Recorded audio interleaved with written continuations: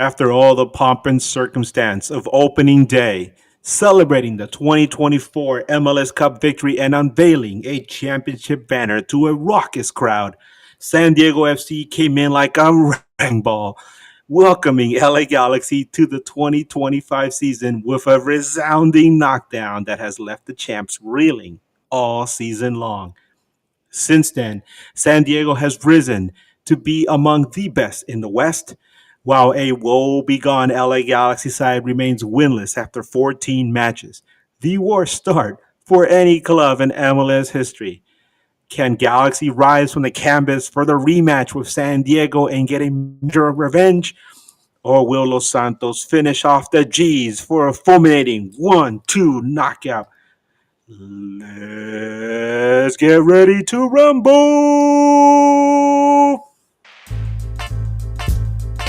You're tuned into news across the galaxy where they talk all things LA Galaxy with the Nag Boys.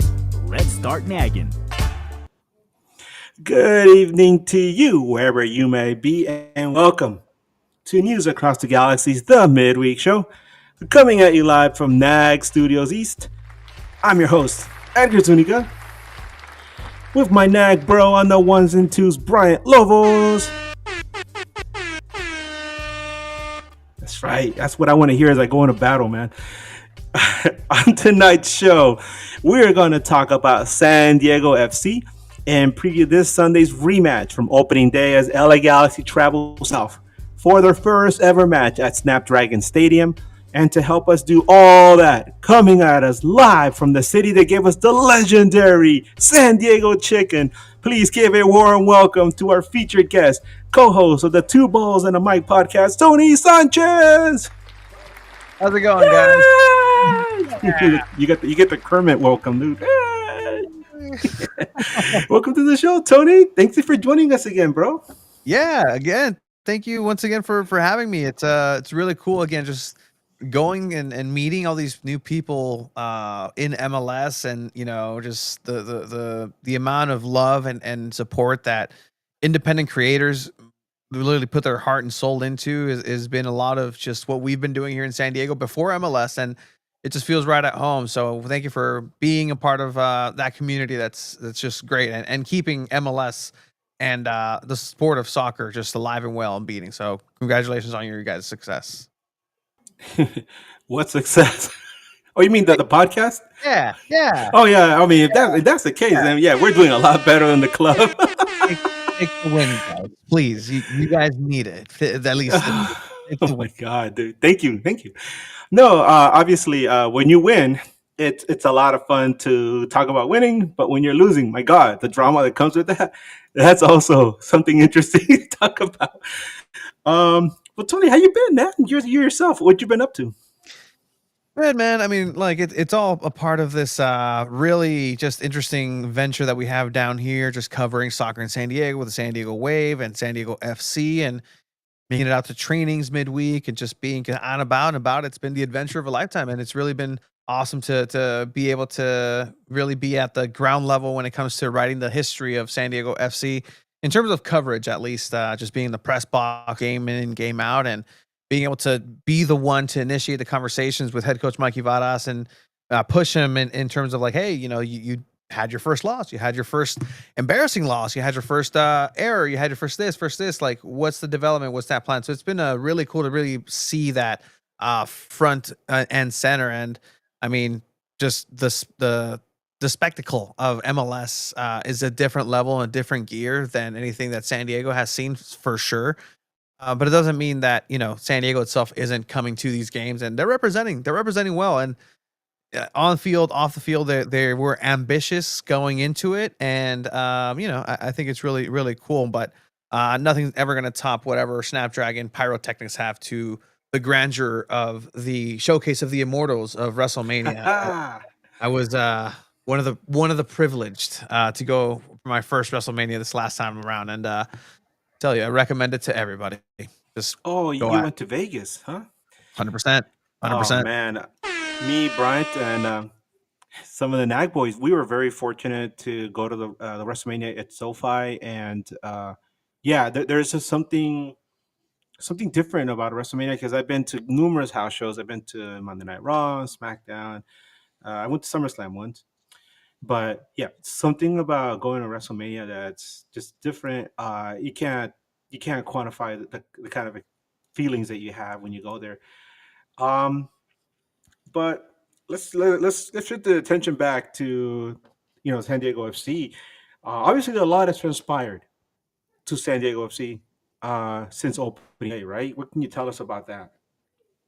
Yeah, I mean, so far, it's been a really interesting team to look at from the outside in because they're walking the walk again, going back into those ambitions that they were having. If we're talking strictly on a soccer standpoint, right? Whatever happens within the 90 minutes of the game is the most important at the end of the day, and they've been able to really show that this style that they were telling everybody about, like, watch out, hey, this right to dream mentality, this fast and furious, like total soccer 2.0 is going to be what we're going to be basing our identity on and basing everything that we do on. And I don't think anybody could have really imagined the success that they have been having in this style, and that's a lot to the credit to the chemistry that's being built and was immediately built with these players. If you really want to think about it, they have known each other for maybe 4 months, and the first game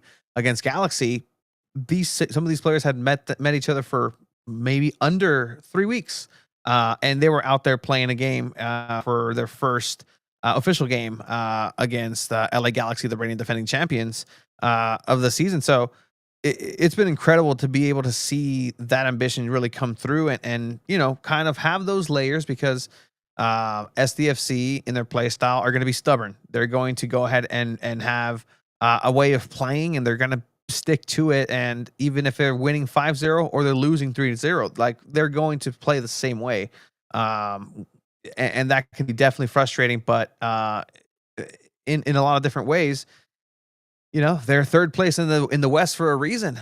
They've played against some teams that aren't atop of the Western Conference, but they're still getting it done when they need to. And at least for this point, I think it's an overall success. If you look at this first third for San Diego FC, I think it's an overall success for inaugural year for them to be doing so well.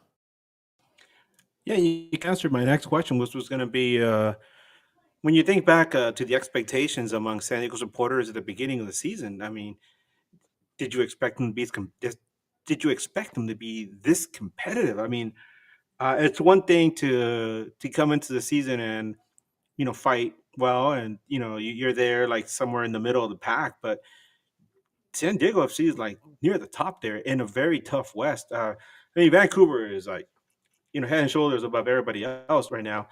But the West is kind of a mess right now compared to the East. The East, to me, the East is a mosh pit, but the West is, you don't know what's going to happen. I mean, LA Galaxy is like, man, we're down there, looking up, but in the middle, it's kind of like a mess. And San Diego's like, hey, we're going to take advantage of this, right? Uh, did you expect them to be this competitive though? No, I mean, really, just to even say that anybody expected to be this competitive would probably just be a lie, and or really gassing themselves up because they believe it to be so and they work for the club. But it's been a series of answering every question of the first, like, hey, it's the first time they're going to have a match. Will they step up and be able to hang on? Yes, and win against champions. Okay, yes. Now with more information, you kind of like, okay, well, was Galaxy really all that impressive to have beaten your first game, considering the rest of the season for them? It's still big to go ahead and do. Then you start going down the gauntlet of, okay, St. Louis. This is a kind of, they were an inaugural team that did very well. Okay, they tied, excellent. You start going, hey, throw them into altitude at Salt Lake. Hey, throw them against Columbus, a historically good team. Throw them against Austin. Rotate some people. Okay, you get your first loss. Okay, at least it's Brandon Vasquez. You kind of find out where you're at. Then you come back and sit, and the first big match is LAFC, and you take it to LAFC 3-2, and you're able to get yourself a win here at home at SnapDragon. Now both LA teams in your inaugural season. That's a feather in your cap, and slowly all of these things, the expectations are going to keep rising as they keep doing better. And ultimately, I think right now the expectation is this is a playoff team. And I think if the supporters could have imagined that before, I think they would have been happy and say, yep, let's try to be a playoff team. If we make it, we make it. If we don't, it was fun. But the way that this is going, it's almost going to be a disappointment if they don't make playoffs at this point. Yeah, I'm sure it's been a real boost for the local fans because one of the things about being an expansion club is you come in with a lot of attention. Obviously, a lot of people are attracted to the stadium because it's the new thing to do. But to be competitive, to be successful, and have that combination of being new and successful is really exciting. I know it happened. It's happened with LAFC. It happened with Atlanta. It happened with St. Louis. Um, so far, so good for San Diego. I wanted to ask you. Have there been any traditions? Because we talked about the club culture before the season began, right? Well, the first time we had you on, and we had you on over the winter. But since since the season has transpired, have there been any traditions that have organically developed among fans?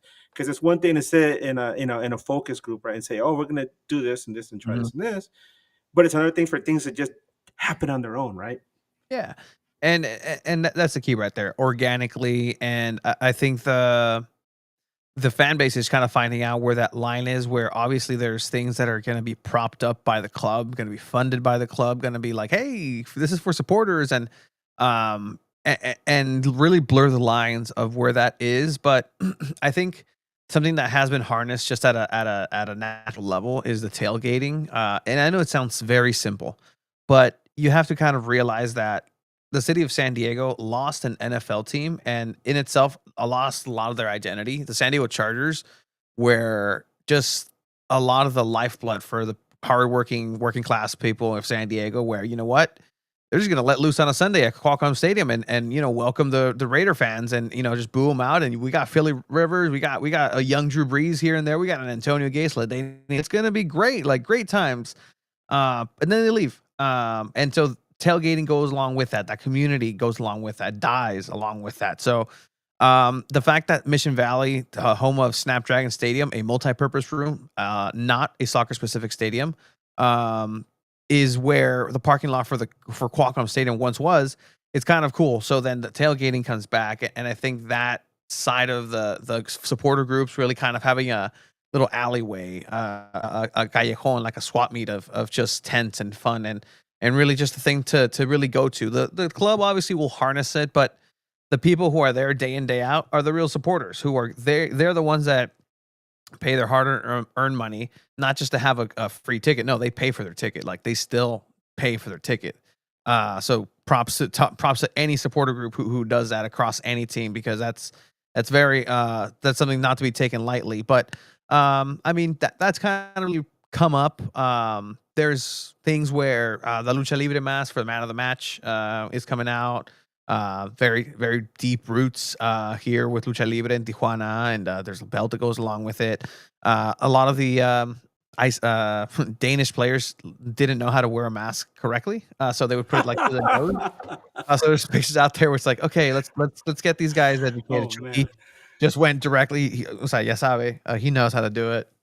Um, there's this flow ball. I mean, now we're going to the corporate side of things where like we know a local artist had a rendering of this like a ball, a sphere with a design, the center logo crest that's 3D, and so they place this ball that activates pyro across the stadium, and it's this like cool little moment with like, who's a celebrity gonna put the flow ball down, and then Manny Machado's hold it, the Potters have held it, like they're just kind of different personalities. So look, it's figuring itself out. The machine of MLS is going. And so whatever's going to happen from this point out, I really hope that people are taking advantage of it in the spaces that they can, and really ask the club and push the club to do things for them, because now's the time to ask, now's the time to trailblaze, now's the time to do that. But really just to really cement yourself there. And they had their first Wednesday this last week. There has never been a midweek game for this club. So what's that going to look like for the supporters? And Frontera San Diego, which is now the name of the official supporters union, they showed out. Like, great, awesome. You guys came out on the Wednesday. It was raining, and we all know as Southern Californians, it might as well be the apocalypse. But it's one of these things where it's like, okay, people are coming together, people are coming in and enjoying the product on the field. But it's just a matter of time. It's just the time has to happen for more traditions to come out and cooler things to really run about. I think they like the tradition of meeting LAFC fans with a win, the Oh, supporters. yeah, I'm we'll talk pretty about sure that you in a guys bit right know. now. But there's something I wanted to mention because you mentioned an interesting observation. You're like, if felt, that little alley, right? I feel like kind of feels like a swap meet, right? And it got me thinking about our club. LA Galaxy has a very vibrant, very active, I would say secondhand, third hand um, market, I guess. Because you have the official merchandise that you get from the club from MLS, right? But then there's that secondary, tertiary market where you have very creative people that Mhm. create everything from T-shirts to pins to hats to scarves to decals. And this is something that we have here at LA Galaxy. And on any given day, you can go to a match and you will go home with a bunch of crap, right? Like Yeah. amazing stuff that you won't see anywhere inside the stadium store. Um, that's one thing. I'm really I'm sure that this is already happening with San Diego. It's something very unique, right, to that club culture. And one thing that you talked about was the tailgate, man, because I mean, I love LA food, right? We have such a mix of different cultures and foods over here, but there's something about the Mexican food in San Diego that just hits different, and I can't imagine how delicious that food must be on a game day at a tailgate, man. Edgar, Have you partaken? Edgar, like right now is probably the one of the first times on camera where I will be very, very, very content to agree with somebody who's from LA because that is absolutely correct. That is 100% correct. There's something about Mexican food down here. It's insane, and thank you for that high compliment. But yeah, no, it's delicious, and that's the thing. Like that alleyway has like a Brazilian group, and so they're grilling picanha, and then you have the other side on that has the hot dogs wrapped in bacon, and of course, that's the la clásica. But even then, they bacon lo traen de Tijuana. They bring it from TJ. So like they have the dark arts of Yeah, carne, and it's you have the ceviche going on this side, the aguachile, beers flowing, this flowing, that flowing, like I'm getting it's hungry. yeah, no, it's a good time, and that's the thing too. Like, there's space for that. There's a lot of trading already happening, like you're mentioning, like certain pins happen of like just to commemorate. There are a lot of creatives. The tifo is something that was the rigging just got changed at the stadium, so they just changed the system for at Snapdragon Stadium. So they haven't been able to have the full tifo rigging. So I do know that from what the supporter groups have told me is that they're going to have a tifo this weekend. So I hope it's representative well. May know what it is, and it's gonna be a good time for San Diego fans on that weekend to really capture the moment of the history of this historic second time ever facing LA Galaxy. Yeah, at this moment, I would love to address the super chat. We have Adam. Thank you so much for the $5 super chat. Come on, Brian. Let's hear a little bit something a little bit different this time. Louder. Con ganas. There we go. Adam asks, it's Tony. His questions for you. Uh, is there a team that San Diego has beaten? I guess you could say a team that San Diego's beaten that's a contender or playoff team in either conference so far. And thank you guys.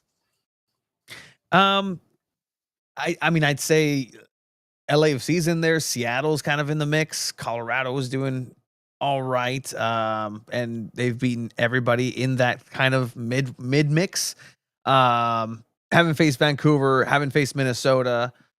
Portland is still kind of in there, so that's still left to be seen. So, you know, that's still a test. There's another first that San Diego really has to cross. You look at the bottom of the table. San Diego faced all of them: L.A., St. Louis, Kansas City, Salt Lake, Dallas.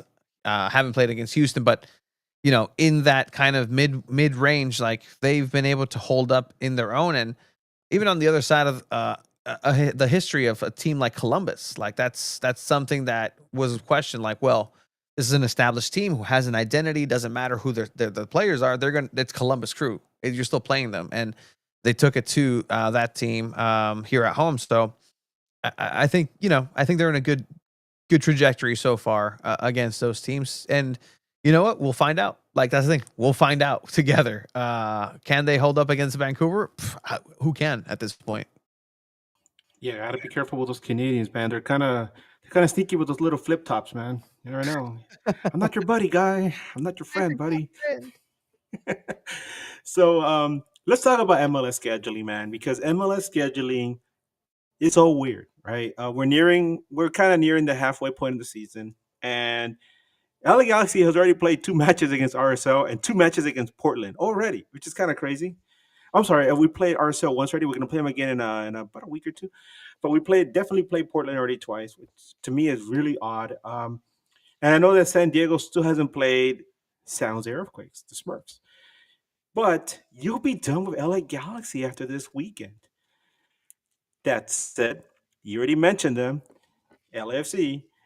So we got San Jose, Galaxy, and LAFC. Can you give us an update, Tony, on the rivalry against the other California clubs? Which ones have developed organically, I guess you could say, or which ones? What are your expectations for San Jose, and what about Galaxy? All right, let's start with the easy one, right? San Jose, Quintana. And even when we play San Jose, does just California really care about San Jose? Like, come on, just say, might as well say Bay Area, might as well say San Francisco. Like, you're really going with San Jose. Okay. In any case, we'll see where that kind of Hey, lines up. don't sleep on those Smurfs, man. I'm just saying. No, 100%. And that's what I can see definitely happening, where it's like the most north versus the most south, and just kind of, hey, let's leave late to figure themselves out, and it's SJ versus SD. Let's go. Oof. But for LA FC, I think that match here at home, it was a good test for San Diego FC, because they had a really good look at a LAFC that was coming back. They were bouncing back from a couple of injuries. They were playing Leagues Cup tournament, so they had some midweek issues. But it's a team that's in stride, and you can really say that they shot themselves in the foot by getting a red card, and they really went for it. And even when they were down a man, they still had a chance to tie the game, and really even really had the momentum to win it. But I think in terms of rivalry overall, that's something that the San Diego fans were circling. When was 3252 going to come across SnapDragon Stadium? And what was that going to sound like? Would Frontera San Diego supporter groups for San Diego like come up and step up and answer the call? And the answer was yes. They answered the call, and they did well, and they had a lot to cheer for in that match anyways. But as we saw, after the match, some unfortunate scenes towards the parking lot where just tempers flare and fights break out. We see it at Padre Dodger games. We see it at Dodger games within each other. With everybody, sports and alcohol it's just gonna happen. It's just a matter of time. But in terms of rivalry, you know what? I don't think, unfortunately for the LA teams, they can't say anything to San Diego because they haven't beat San Diego FC. The sample size isn't as small as it gets, but that's little something that little brother can hold over LA. And San Diego's going to run with that until they possibly can. So until further notice, San Diego can say, "Hey, there's no rivalry." Who's saying? Because that's what LA teams always said. There's no rivalry. They're the new guys. Until further notice, the new guys kicked some ass. So let's leave it at that, and let's let the teams really decide on the field. And that's what I hope, that the teams and players really represent and wear that on their crest, and they feel LASD means something. Yeah, it's interesting. You mentioned how fans were perceiving San Diego as a rival. I know that a lot of Galaxy fans are also Dodgers fans, and there is that rivalry, right? I mean, our traditional rival has always been the Giants, and then if you go further back, the Yankees. But then you have the Padres, right? And the Padres have been particularly competitive for like the last decade or so. And so also, the Padres are like becoming, a rival that you can look at and be like, well, these guys can't take them lightly, right? And the fans too. The fans, yeah, except for those guys that rap, I don't know. That's kind of interesting to me. But you know what I'm talking about. But so there's that. But we're talking MLS, right? And not everybody who follows MLS is a baseball fan. So I don't think people there was really a way to quantify how the San Diego rivalry would develop between Galaxy and San Diego, Yeah. but um, I'm sure glad it isn't anything like what happened with LAFC, and I really hope it doesn't get to that point this weekend because from what I saw at opening day, Galaxy and San Diego fans were pretty chill. Everybody was just having a good time. Welcoming the newcomers to the league.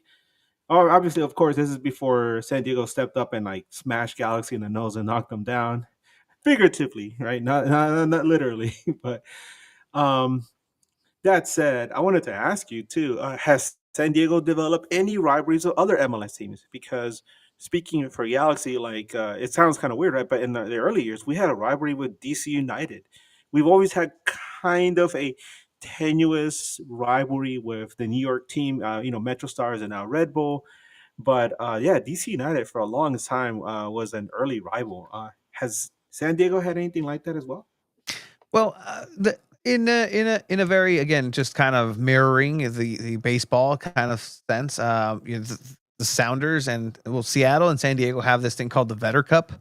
Whenever the the Padres play against the Did you Mariners, and did you say the Vetter Cup, like the Eddie Vedder Cup or something? that is correct. Um, Nice, that is nice. absolutely correct. So that there's kind of like that inlaid, like, hey, Vetter Cup for San Diego and Seattle Sounders. I think the most heated potentially rivalry, I guess, the two teams that you've already faced in Salt Lake and St. Louis. There wasn't really much there. I think St. Louis, is just as basic of a team as it kind of gets. They're not very excitable. They can knock you down, but it's it. I was watching them and trying to put myself in the situation of having to cover St. Louis. I'm like, wow, that would be a drag. But Oh even my then, God, I gotta tell Matt Baker that. Oh, our buddy Matt Baker, we're gonna have him on soon. I'm gonna let him know you said that. Oh my goodness. uh, all love. But no, seriously. But even then, I would say, like, look, Colorado, they came back hard fought, but there's, I think, injustice needs to happen. Like, for me, there needs to be an injustice for a rivalry to really just kind of become bitter and become like that spiciness that needs to happen. There really hasn't been an injustice in either of these games. It's just been a flat out like, hey, look, San Diego impressed, and San Diego went ahead and moved forward. They won, but they lost, but they didn't start fighting. They didn't start sticking to those pesky little principles they keep talking about. They keep trying to play out the back, even though they're down, and this is just annoying, and just stay down, and they won't. But a particular team, again, online, I think Cincinnati has some beef with San Diego. I don't know why. Just online MLS community from Cincinnati and San Diego have clashed on socials. No particular reason why. I don't understand it, but follow for developments, I guess, on that one. Yeah, MLS is a strange creature sometimes. I know that in the Eastern Conference, right? I follow a lot of the pods out there, and I love to hear and have my ear to the ground just to see what's going on. And Charlotte, has their funny rivalry with Atlanta, which they call Crown and Coke because obviously, Charlotte is the Queen City, and you get Coca Cola from Atlanta, so Crown and Coke, right? And then Orlando and Miami have their Florida Derby, and Atlanta and Orlando also have an issue which I call the Waffle House tussle because you know Well, when you go to a Waffle House, you get your waffles, and a knuckle sandwich, right? Um, and then, but for some reason, right, everyone hates Nashville. Like the Nashville team, over for some reason, like like Nashville is very feisty. I guess their fans. Feisty is a funny word to say, right? But it's just I can't think of a better word enough. They're very feisty, and they always like lash out at the other clubs in the area, and everyone has issues with the Nashville team. So yeah, MLS is a funny thing, dude. I just found out about this thing that I guess happens, and this is what I love about almost living under a rock for MLS is my whole life. You find out these layers and nuggets. It's the what was it? It's Minnesota United versus Houston, the Dylan Wamper derby. Have you Oh my god.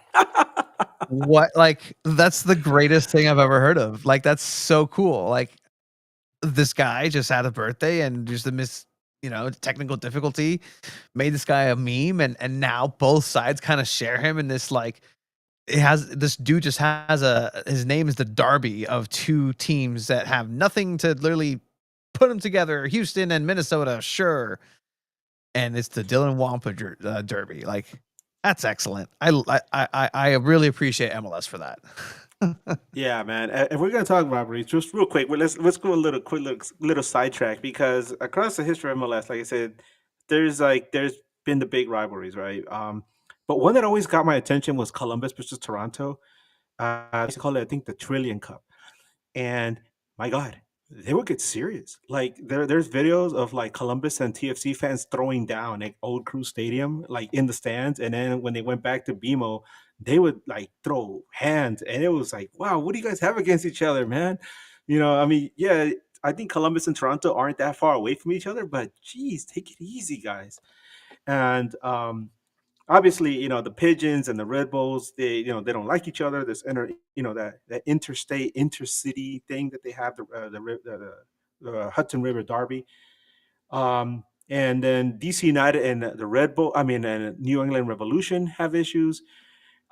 Chicago, for the longest time, they would have very good competitive teams, and every time they made a playoff run, they would run into the Revs, and New England would get to the MLS Cup and they would always lose. So, eh, whatever. So what's this LA? Sorry to cut you off, but like people keep trying to make LA SC, even LAFC, like El Tráfico is perfect. Great job. No notes. Excellent.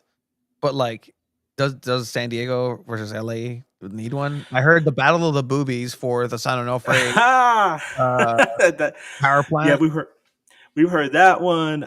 We've heard the Camino Real something or other. I mean, it's really interesting because you want to put a name on it, but I just feel that it's so early on, Mhm. and the rivalry between these two teams. And I say rivalry loosely because I mean they've only played once, right? But I feel like eventually something's gonna come out of it, and it won't be something as corporate or as bland as the Mhm. Florida Derby, right? Which Orlando and Miami have, right? I really like the fact that Kansas City and St. Louis have very heavily leaned into the barbecue, which is something that Yeah. I heard somewhere, and then I Excellent. mentioned it to Kansas City pod, I mentioned it to St. Louis pod, and now they're using it. So I'm going to take some credit for that. So the barbecue, I love it. But real quick, we have a super chat from Adam. Another super chat, Bryant. Let's hear it.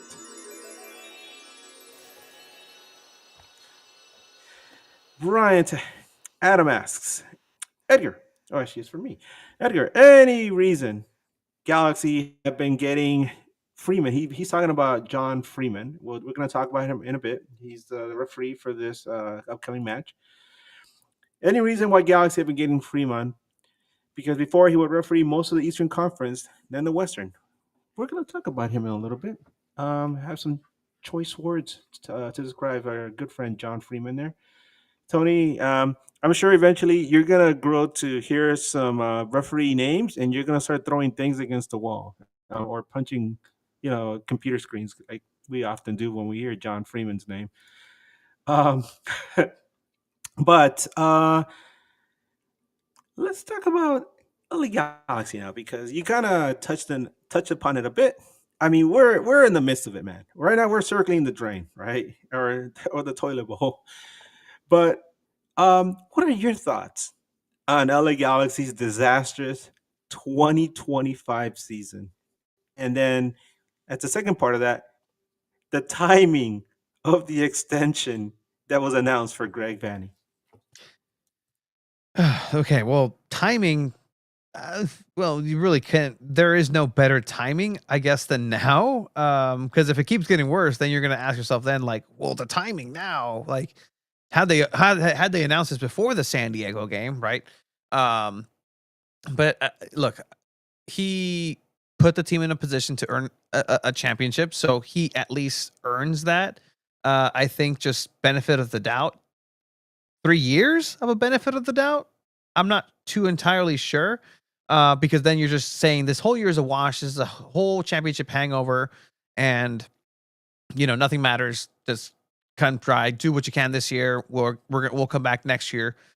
Just sending the message that we still believe in this person. Maybe not this year because he just won a championship, but maybe the year after and the year after. And if we like the project after 1, 2 years, we can then think about extending or just pivot somewhere else. So I can see why that happened. I can see why that happened. And the knee jerk reaction is like, well, look, what have you done for me recently? And not much, because LA Galaxy is kind of on that skin. That was actually Alejandro Chia Villaseñor and I, in this last match, our pal Scott French, writer in LA, just talking about like, look, LA's Galaxy isn't that bad. Like, yeah, their matches and the win column is pretty barren, but the way that they're playing, like they have something. Like it's not like it's completely woe is me, everything's going like there is something there. And so that's going to be the key to where San Diego FC, what I've been saying this whole year, is just whoever it may be, LA or any other team, don't be the reason why a team figures it out for the season. Don't be the reason why, hey, you remember when you went down to San Diego and turned your season around 2-1 and really put it to them, and that's when you figured something out. Don't be that.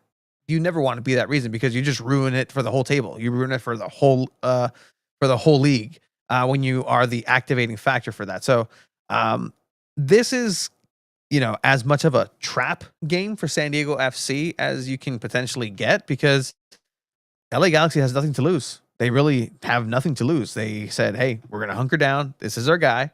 This is our players. These are our players. We still have Ricky Puig coming in at some point. That's going to turn it around. Let's give him a chance with Ricky Puig back in the lineup, first of all. But for right now, this is what we'll have. Let's move forward. Let's try to figure this out. San Diego FC is potentially still new. They are pretty.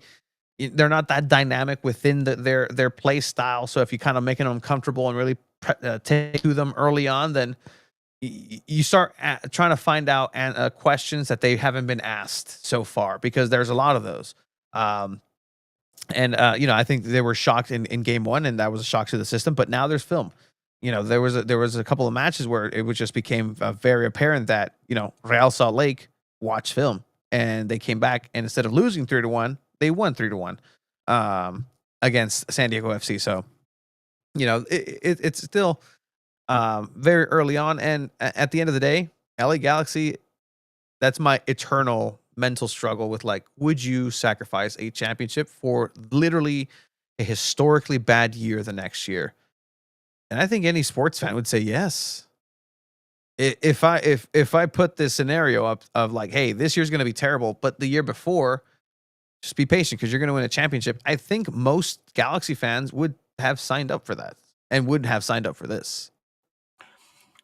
Yeah, no, this is something that we had mentioned, not only at the start of this season on our pod, but we mentioned it for the season ending episode where we said, enjoy this. MLS Cup victories. I know we've had 6 of them now, right? But each one of them is a different story, and each one of them was hard fought. And after 10 years of not even going back to MLS Cup, winning another one was incredible. I know everybody celebrated in their own way. A lot of people, were caught up in it with emotions and shed a lot of tears of joy, myself included. And then the argument was like, there's no way that LA Galaxy was going to be able to repeat because this league is geared to prevent that from happening. And at the same time, it's just difficult in such a large league, right? With 30 teams, you got what, like a 3% chance of winning a championship at this point. So it's really difficult. But nobody, I don't think anybody expected this. We're talking about, right, if 14 matches winless to begin the season, historically bad. But if you want to make it even worse, I'm going to pile on that. You if you're just talking regular season, it's 15 matches now because Galaxy ended the 2024 season with a loss at the decision day in Houston. So now it's been 15 consecutive regular season matches that LA Galaxy has not won. Um, so this is uncharted territory for this club, and we expected a hangover. We did not expect a lying in the gutter, while the rainwater washes over you hangover. So maybe at some point they're gonna wake up. But yeah, this is crazy. It's funny you mentioned this a trap game, by the way, because this is the third time in a row that we've done a preview game, and it's the third time in a row I've heard, oh, heading into the LA Galaxy match, we expect this to be a trap game. So I guess we're eternal trap, man. Um, but let's talk about San Diego for a bit, a little bit, something a little different. Because at the beginning of the season, right, we were wondering, it's kind of exciting, right, to when you hear a name like that, but Kevin De Bruyne, right, Kevin. What can you tell us about the Kevin De Bruyne match? Because we've heard he might go to Chicago. I know Austin for a while threw their name into the ring. And then we hear that some other team has his discovery rights. Miami really wants him, because Miami wants everyone. Um, so what's going on there? And if not Kevin, are there any other potential stars that San Diego FC is targeting for the summer? And after that, we're gonna address Adam's super chat question. I just want to let you guys know. Go ahead. Yeah. Go ahead. So I mean, Kevin De Bruyne and those talks definitely down. There was talks as talks go in the soccer transferverse with if one party reaches out to the other and the other party, says hi, that's technically transfer talks. So, there were very preliminary discussions with Kevin De Bruyne, and this was before San Diego FC started the season. And they were still roster building, and Kevin De Bruyne wanted a salary similar and a structure similar to Messi, and that's just not going to happen. For as good as you may be, for as you're one of one in the world, you're only one Kevin De Bruyne. You're not going to get a Messi level contract in the MLS as it was asking, but definitely have cooled down. Sporting director Tyler Heaps actually just kind of addressed that and said, you know what, there's not right now. It's not fitting in the plans.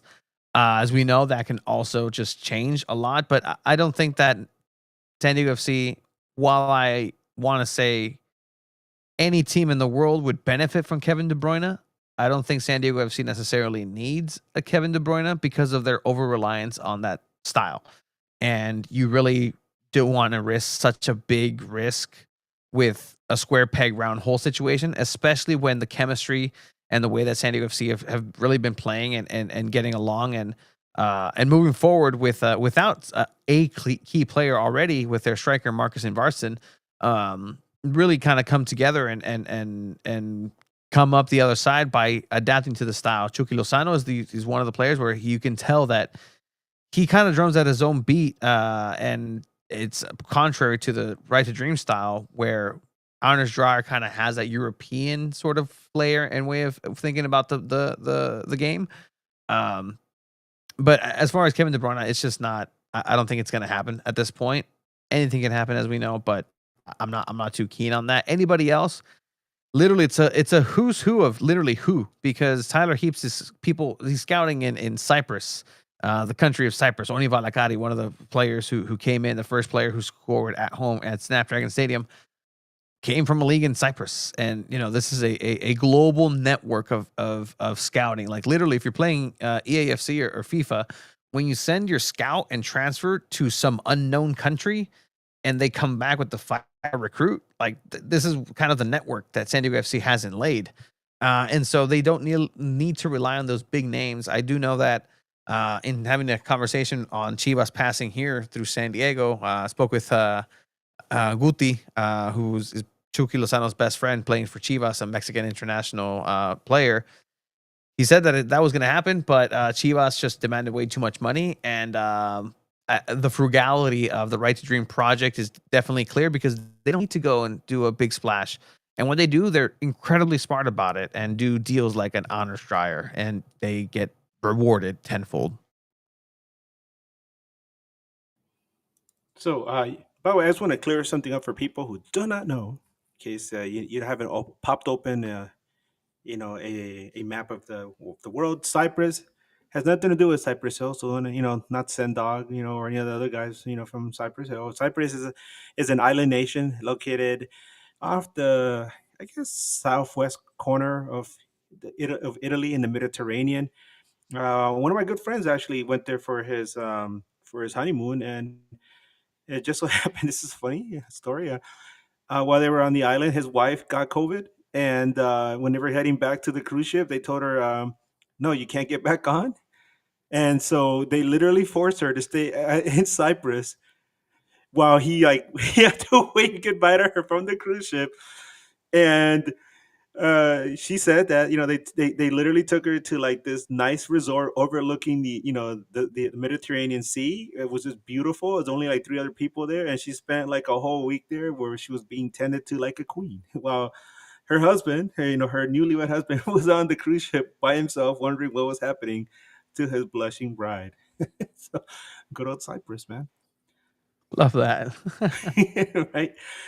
So let's talk about let's get into this match, man. Well, before we get to that, Adam had a question, a $2 super chat, which I guess we can address a little bit later because we're gonna broach this subject. He asks, "Is there an area for the visiting team supporters?" Let's put a pin on that for now because we're gonna talk about supporters, areas and food and stuff like that. We always talk about that whenever we have traveling supporters. And although many of us are familiar with San Diego, Tony lives on there and he could probably tell us a lot more. But for now, let's get into the player availability report. LA Galaxy, obviously, everybody's healthy.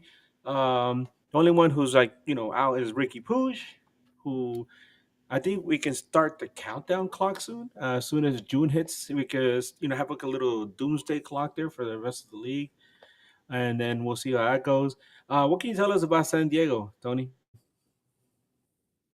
Yeah, Andres Reyes is kind of a persona just disappear, and he's there. I see the dude, like I see him there, but he's been listed with an injury. He came back for a game, got himself suspended after a red card situation, and really just pretty much been injured the whole time. Other than that, Hamid Diop is another a player who picked up a knock, but should be able to report, but. Um, Other than that, Marcus Invarson, and that's another one that the clock has started for San Diego FC because he's that number 9. He's the focal point on the offense, where that's somebody who the Right to Dream play style runs through, and is very vital to the success of the play style in general. We have another super chat that's pertinent to this because we're talking about the team and availability and the roster. Adam, thank you so much, Adam. Thank you so much. Adam, $5 super chat asks, Tony, where is your starting goalkeeper from previously? He says, I recognize your backup goalkeeper, Pablo Cisnega, from his days with LAFC and Charlotte for a bit. Tony? Yeah. So CJ Dos Santos is actually a journeyman backup. He's a very young player in MLS, and he's really coming into his own. And he was playing over in Miami for a little bit, so he did practice with Messi. If that means anything to anybody. But overall, that's kind of his upbringing, and we really hadn't had any sort of minutes in the senior team, and that was one of the biggest questions going in, because that's a really big component of the Right to Dream play style. You need to have a goalkeeper who is comfortable with his feet and be able to make those crucial passes and the last second decisions to pass the ball through the middle, even though everything it has ever told you to do as a goalkeeper is never through the middle. You have to go ahead and do that sometimes. But that's kind of his background in MLS. Thank you, Tony. And now we talk about one of the most interesting aspects of the midweek show, the all-time records. The all-time records, folks. Well, Tony, what can you tell us about the all-time record between Galaxy and San Diego? One regular season match. What does that yield? It's a one victory for San Diego. So 100%. Their San Diego has never lost to an LA team. San Diego has, been has been honestly dominant in that record. 1-0, 100% of the times faced. I don't know, like what else we can really give credit, but again, it's only Incredible hegemony, right? I mean, this dominance, right? They've never lost to either LA team. I mean, that's unheard of in American sports, right? Where one team is just maintains this kind of dominance it's over the history of the times that they've been playing each other, right? so many weeks of I mean, really, like I think that the sky's the limit for San Diego at this point. Watch out. But no, I mean it's I think that's the part of the fun of this, because it is just the first one. They've played once, and that's how rivalries kind of start, right? Like one team holds something over the other. Guess what? You've never beat San Diego FC. Well, guess what? You've never had the chance to be in a playoff, let alone win a MLS Cup, let alone this. And then the cheap shots start with like, well, at least we're not a glorified freeway with some housing underneath. Well, at least we're San Diego isn't this and this. And then you just kind of go, go, go, go, go, go, go. Tony, But I know you didn't like it when I said this before we came on, but the few times I've been to Dodger games down there in San Diego, I've gotten some guff from San Diego fans, and this always sets people off when I say, "Hey, we're here to stimulate your economy, and remember that San Diego is just another suburb of LA." And oh, here comes Tony with the ojos de cuchillito. Look at that! hey, Oh my man. God! Hey, those are okay words, and because I understand that it's in this life is short. It's okay to be wrong. It's okay to be wrong. It's perfectly fine. But it's all good. LA kind of wishes they had the freedoms that San Diego does. We have real beaches. Oh, It's all good. well, Hey, let's shake I on it. love Let's San shake on Diego, it. man. We There should you both go. solve our homeless problem. Let's go that way. How about that? Let's For let's real, start there. right? Yeah. Woo. Hey, the rest of the country, please stop sending us your homeless. Oh my God. Yeah, we got enough of that. Yeah. So, Tony, uh, looking at this LA Galaxy team, looking at San Diego, what do you think it will take for LA Galaxy to defeat San Diego FC this time around? I really think that it's a matter of letting San Diego FC implode. And I say this because while there's been chances for San Diego FC to take advantage of situations and space given, they do truly work best under pressure and in small spaces, and they really work on the counter, and they are a lightning quick team, and they have an incredibly high work rate. But what this right to dream play style kind of needs is to have the opposing team attack you defensively, and really take that first step and try to anticipate the next move, because you already know that they're going to anticipate you, so you're two steps ahead. Just pass it back, lob it over, go through the middle, play the diagonal pass, and you have Dre or you have Chucky, whichever way you want. And most of the time, that's going to yield a dangerous play. But sometimes, if you give them space in the midfield to really just think about it, give them all the options.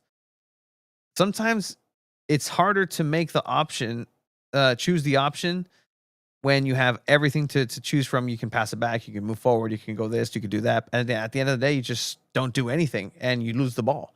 And that's really where the attack just kind of fizzles. Where if you give Dreyer, you give Sverskov, you give this midfield, you give them either you pass it here or you pass it here. I'm gonna make this hard for you. They'll most likely choose correctly and be lethal in the last final third. So I think being patient with San Diego FC's play and being able to counterattack and take advantage of the few situations, because San Diego's going to want to keep that ball. And you really have to be lethal whenever you have any sort of looks, because it's going to be hard for San Diego FC to bounce back. They've done it before, but if you really frustrate SDFC and give them that space and be good defensively. I think that's going to be the mentality that LA Galaxy needs to take. My God, you said be good defensively. We're having some defensive issues right now. Our usually stoic, dependable captain Maya Yoshida, center back, he's been having a run of bad form right now. He's a little older. He's a little long in the tooth. So a lot of people are saying maybe uh, Father Time has caught up with him, right? And it's Father Time is undefeated, as we all know. So hopefully So LA Galaxy so can is San figure Diego out. versus LA. Sorry. Oh, okay, okay. I thought we had shaked on it, man. Okay.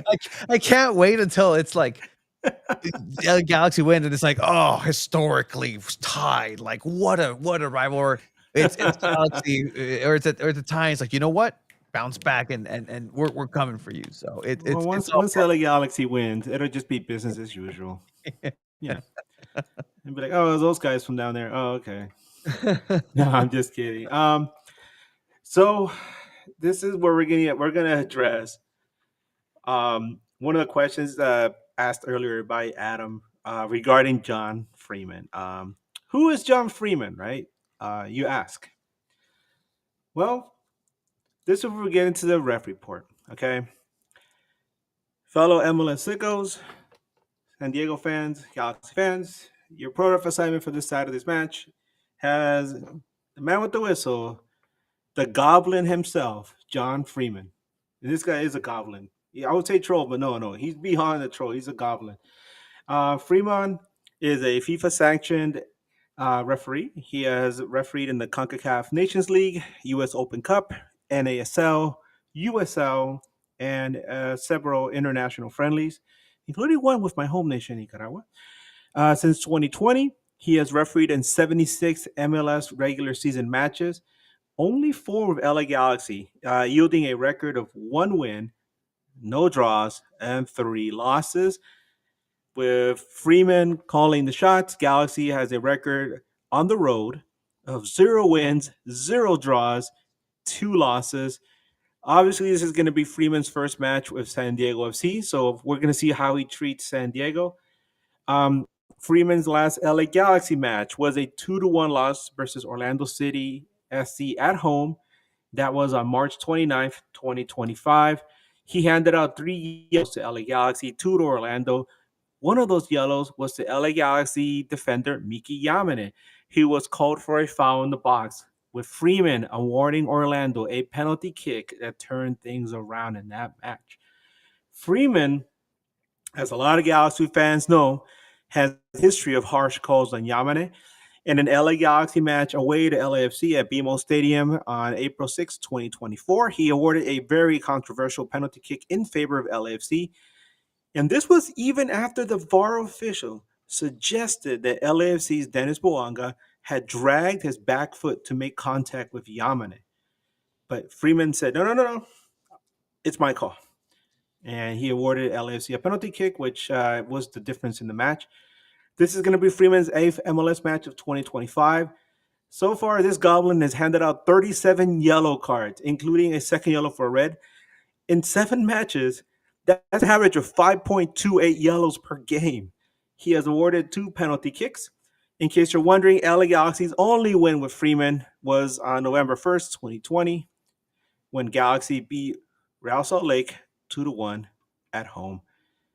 Well, Tony, what do you think about our good friend John Freeman now? I mean, this guy, you're talking about like this guy is probably going to have a most wanted poster at Dignity Health Sports Park pretty soon. Now, there's 2 or 3 referees that I can think of that Galaxy fans listen, either hear their name and they're like, "Damn it!" and they start just like I said, you want to punch a computer screen, you want to just choke something out. But yeah, what do you think about this? Because obviously you guys have never had to deal with him, but the numbers don't lie. I do these ref reports every week, and it's funny because people say, "Oh, I don't pay attention to the ref," but we've been noticing a pattern with certain referees, and this guy definitely has something against the LA Galaxy. Tony, your Yeah, thoughts? I've come to see it's like the something that's oh too familiar to me, and it's just CONCACAF reffing. And I think that's just a general curse of the area. You know, this area historically has good goalkeepers. Both Mexico and the US have good goalkeepers historically. Refereeing, not so much. You know, while we may not have that a certain individual ever grace the the San Diego pitch, that's I think it's part of the game, but it's definitely something to whenever there's data to back it up. It's like, like it's really kind of like a, can you explain this? This is raw data. What is happening here? It's a pattern. It's a thing. So that can definitely be a conversation outside of just like, you know what, this guy just doesn't like us maybe. And no, like there's real data what happens within and what the circumstances are. But I'm also on the side of like, from what I've seen from STFC is that refs are pushing back to San Diego FC. Captain Yefes Sverskov is very quick to come in and be the one to get in the face of the referees. And there's a learning curve for some of these players for CONCACAF refs for San Diego FC. So while there may be an advantage in that way, but historically against LA Galaxy, you never know. Like a referee can just decide to take the show in his hands and say, you know what, screw both of you. Like I didn't like Mexican food anyways. Oh my God. Why would he say that? Imagine that. If like, he calls a yellow against San Diego and then he grabs a taco, looks at it and just throws it to the ground and stomps it. That's just, I love the chaos that just that Oh my God. thought. I love it, actually. So, before we get into predictions, we have another super chat from Adam. Adam, thank you. And I'll let you handle this one, Tony. Adam asks, how's the weather for Saturday's match? It's going to be a 1:45 kickoff. I know that when I first saw this, and I know SnapDragon doesn't have any shade. I was like, dear God, bring out the sunscreen, please, and stay hydrated. What's the weather going to be like? Right now, it's projected to be a tepid 66 degrees with low clouds at that point, 68% humidity, and 10% precipitation with 8 mile per hour winds coming out the west. It won't be too hot. The sun might be strong. Please do wear sunscreen and sun protection.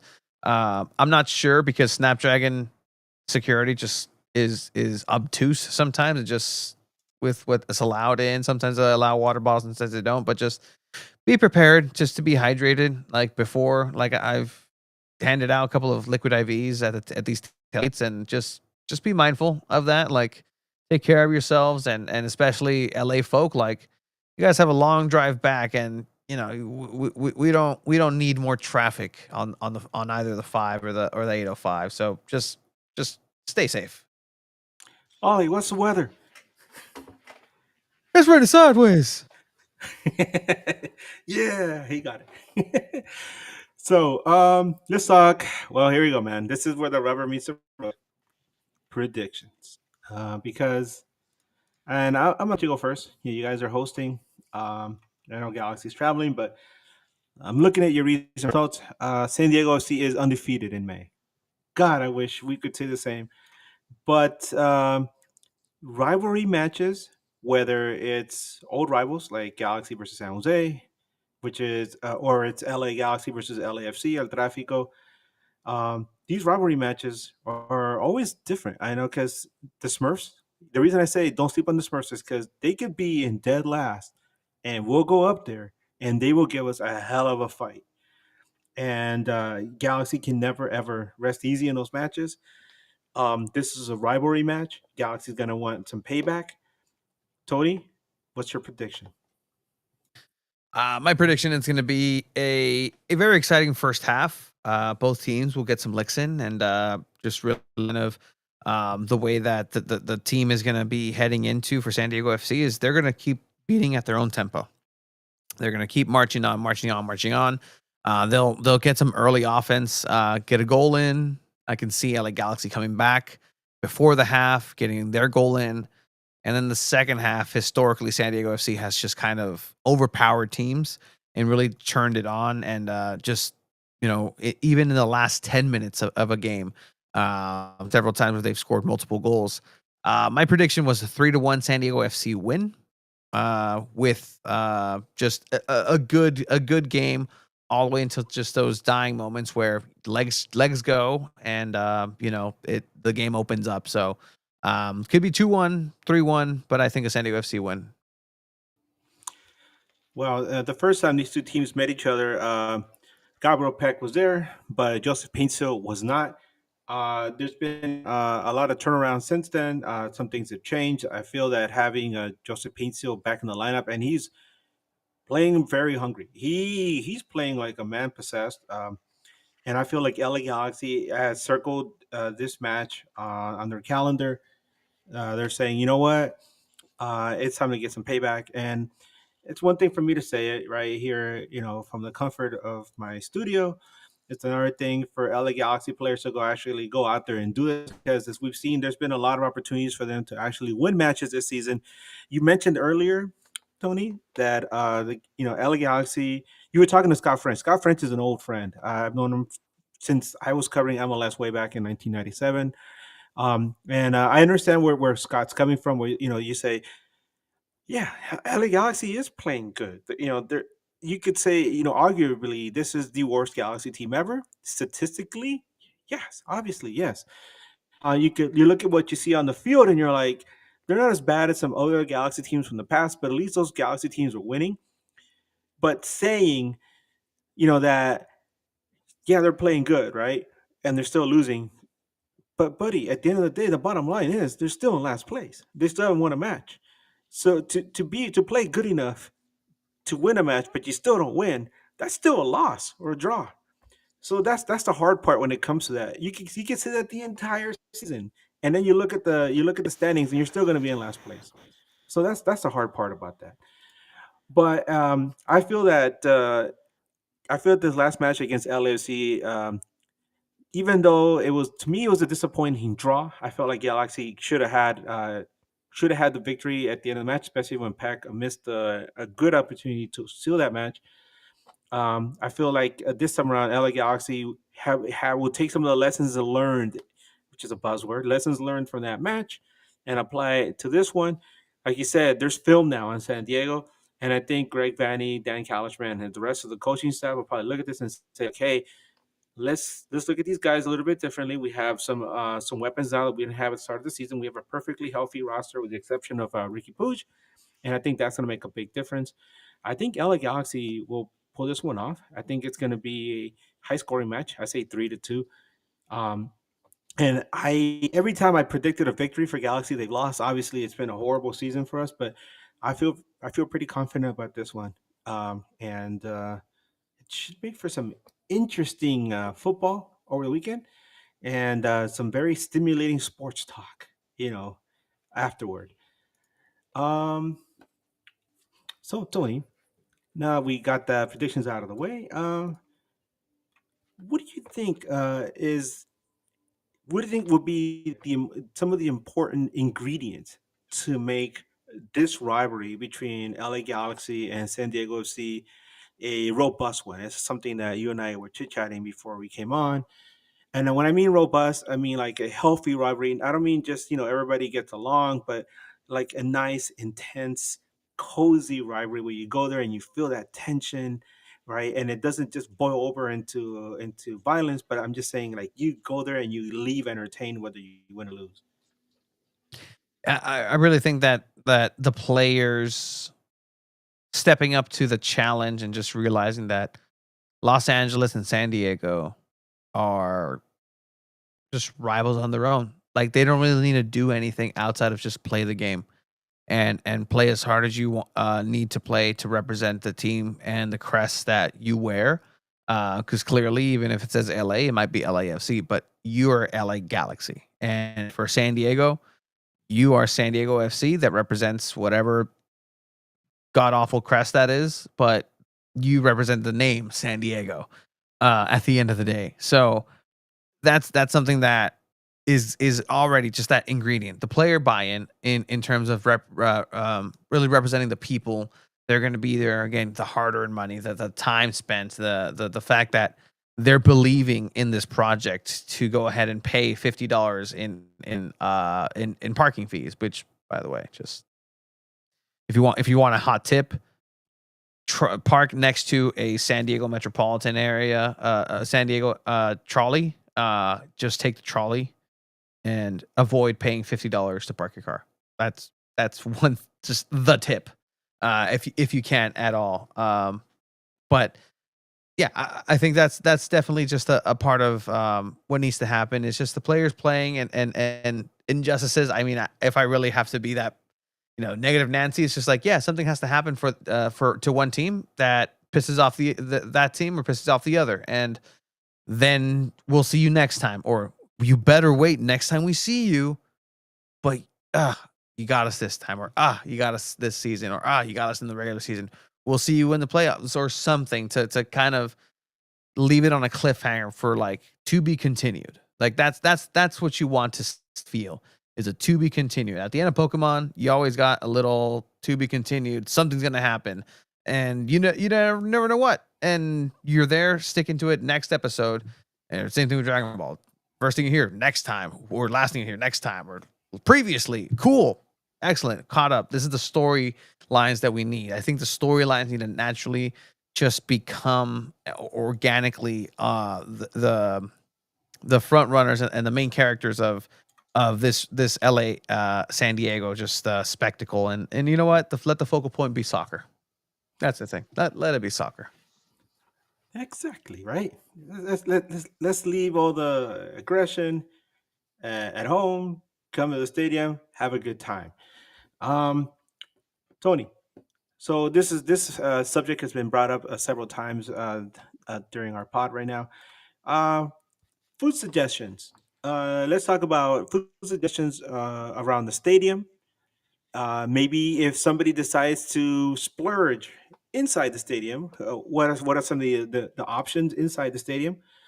And the third part of this question: what are some of your favorites in San Diego itself that you could suggest to visiting supporters to go and check out? Yeah, I mean, in SnapDragon Stadium, I mean, you can get yourself some Hodads. Like that's classic San Diego, just classic burger. Get yourself that, like, that's a senor of burgers. Like you definitely need to try those out if you're hankering for some burgers. There, some Cali barbecue is also good. There's a lot of local spots around the stadium too, and outside of that, you kind of got your regular taco guys, and just stadium quality stuff around the stadium. It's pretty barren. There's really not a lot. Again, it's a big parking lot essentially with a stadium in the middle of it. Not a lot of just amenities there. You have a Costco and an IKEA nearby, and literally that, and a very packed McDonald's around the stadium. So if you're brave and you want to go to the purple lot where the San Diego FC supporters are, you want to hide maybe a LA Galaxy shirt or have a sweater over it and go in and kind of incognito it, then you can probably get yourself a taco in there. But as far as just around the stadium, that's going to be hard. In San Diego, I mean, you mentioned it. There's a bunch of just pick a spot for a taco. Like literally, like the meat's different. Like it's just completely different from LA, and in the best way possible. I like rivalries. As we're mentioning rivalries, there's a brother rivalry, and down here as south as it gets for birria. Was classified as the best taco in America according to Yelp last year. Wow. It's called Birreria E.D. Fernandez, and literally it was right down my street. It's a hole in the wall, and I loved it. And then everybody went. But here's the story: it's a family, the Fernandez family. There's three brothers. The one with the recipe, the one with the money, the one with kind of everything. The one with the recipe seceded, opened his own birria spot next door, and his birria is actually better, I think. So if you're in the mood for some birria, that one's called La Central. Down here in San Isidro, it's just as south as it gets. But hey, if you're in San Diego, go ahead and check that out. Like I will always recommend that. Some Kiko's Mariscos, great stuff. Just in general, it's just San Diego's a good spot to have some food. Yeah, man. If you're a foodie, oh my god, you're gonna end up with a food coma almost every day. um, Talk to us about the stadium itself, Snapdragon. It's a new entity within MLS. It's it's new territory for Galaxy fans and other visiting supporters. Uh, what's the supporters area like in the stadium? Where is it located, and what should Galaxy fans expect on game day? Yeah. So the entrance for supporters will be on what would it be? The southeast corner will be the supporter entrance. The parking lot will be there for around that area as well. And then much like LA has a supporters on the second floor, second tier, to the left of the main, just the traditional area for supporter groups. Just think about it. Just push the supporters all the way to the right, and that's where LA Galaxy will be at Snapdragon Stadium. Just same kind of idea. Just push them all the way to the right, in that second tier of the stadium. But look, the stadium itself, it's a cool concrete slab of modular university excitement. Like I can't say like I'm blown away. It's a nice stadium. It's not bad. But it's not a soccer specific stadium. It's owned by San Diego State University. The turf, the field is something that's being put in question at all times here at Snapdragon Stadium. Last year, the San Diego Wave had to cancel their last home game because of how bad the pitch conditions were. And so this is a reality when you don't own your own stadium that you're going to have to face. And so far, the pitch has held on, but these last couple games, it's been looking rather rough. And so that's not what you want to see. And hopefully, it doesn't take an injury to make that change or make something happen. So, as far as Snapdragon Stadium, again, no shade. Sorry, not sorry, not sorry. We know those people who know San Diego should have voted and had a private stadium and not let San Diego State kind of do what they will. And now it is what it is. So soccer's here in San Diego. It's not the ideal venue, but it's good to kind of walk around if you like history in sports, kind of the area. You can walk around and see the old Qualcomm Stadium blue seats, kind of sit around in them. Just some really cool throwbacks and just to San Diego in general. Um, I find it fascinating what JJJ saying there in the in the chat right there. He says Snapdragon is a flower that turns into a bunch of skulls when the flower dies.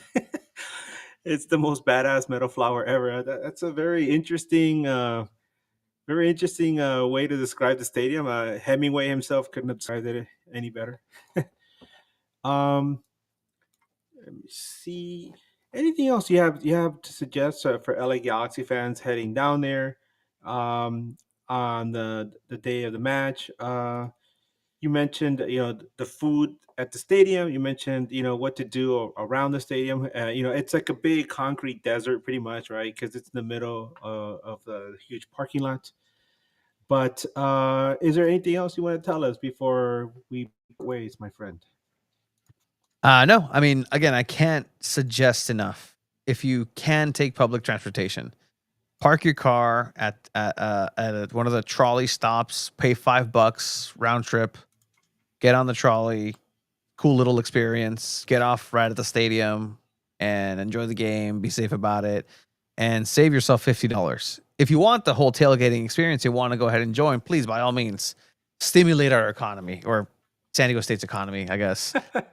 Um, but no, I mean, just bring the vibes, and not even vibes. Just I always like to go ahead and put the fire to the supporters section myself. And look, they stepped up for LAFC, so give a reason for San Diego and San Diego fans to say, "Oh, okay, that's who LA Galaxy is." Okay, because so far, like, it's been a great welcoming. It was a great show. The presentation of the trophy, yippee! But now there's the new kids in town, and these new kids in town are feeling some kind of confident way, and for good reason. So if LA wants to go ahead and you know shut up the little brothers for a little bit, well, they better punch back. And that's on the field, off the field, not actual punching. Keep your hands to yourself. Thank you.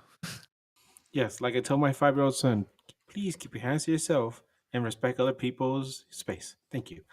JJJ asks, he's asked a couple of times. Sorry, I was like trying to see if anybody else in the chat can answer this question because, to my knowledge, there isn't a specific charter bus that's going to be taking supporters down to the match. I know there's LA Galaxy has an away ticket program where if you're a season ticket holder and you sign up to attend an away match, you get a free ticket to the match as long as you can say, "Hey, I have transportation there."